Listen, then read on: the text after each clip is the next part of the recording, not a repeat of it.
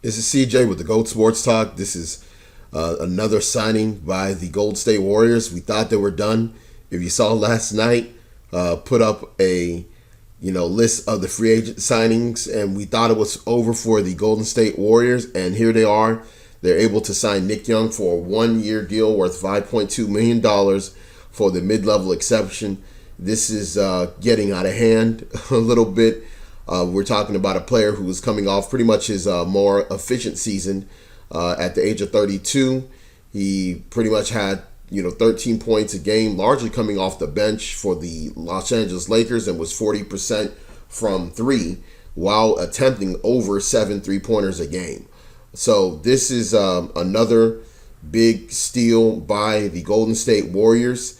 It's even getting to the point that people that were supporting the Golden State Warriors against the Cleveland Cavaliers are upset about the fact that they were able to sign Nick Young for this cheap to add to their already strong bench, to go ahead with their pretty much Western All-Stars starting five at this point, outside of the center position, which is basically becoming a relic of a position this day and age, unless you're highly skilled like some of these young talented centers that can step out and hit the three and go on the post and rebound and protect the rim.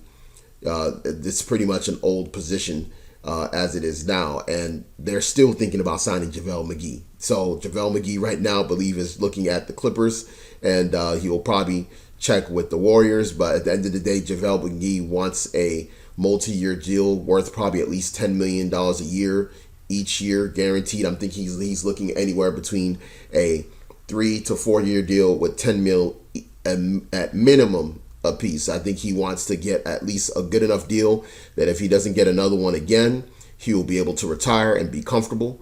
And so right now, with Nick Young going to the Golden State Warriors, it definitely propels them even further into being the overwhelming favorite to win the title next year. Right now, outside of Cleveland being able to maybe scoop up oh man, I mean, they would have to, at this point, they'd have to add, okay, hear me? They'd have to add Carmelo Anthony after waivers in order to basically lock in with this team. On top of that, they would need to get, they would need to get another bench player, a player off the bench that can score. So we're talking about a situation where they would need to add a player along the level of like a Carmelo Anthony in the starting position. Basically, you would probably have to move LeBron to the 2 or something like that. Or basically have Tristan coming off the bench, whatever it is, and add another player off the bench that can score at least one. Now, they did sign Kyle Korver, but I mean, a player that can create on their own is going to be critical. So, I mean, right now, dude, this is getting out of hand. A lot of people are, I mean, really, to be honest, they actually are better this year as far as their roster than they were last year.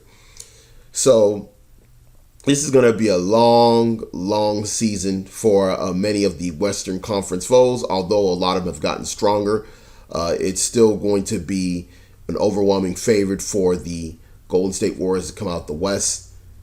I don't even know what Nick Young was thinking. I thought that after coming off the season he did, that he could have found some kind of a deal somewhere. A 3-year deal for $36 million, a 4-year deal for $48 million. Something along those lines would have made more sense that he could probably get in the open market. But it looks like he wants to have fun in Cali and win a championship, maybe. And after that, he'll probably try and secure his deal that he wants to get. This is an opportunity for him to try and win a title. And I guess he saw this as an opportunity. And, a lot of people don't know that, players like Kevin Durant in the offseason, they stay in Los Angeles. They don't even stay in the Bay. Okay?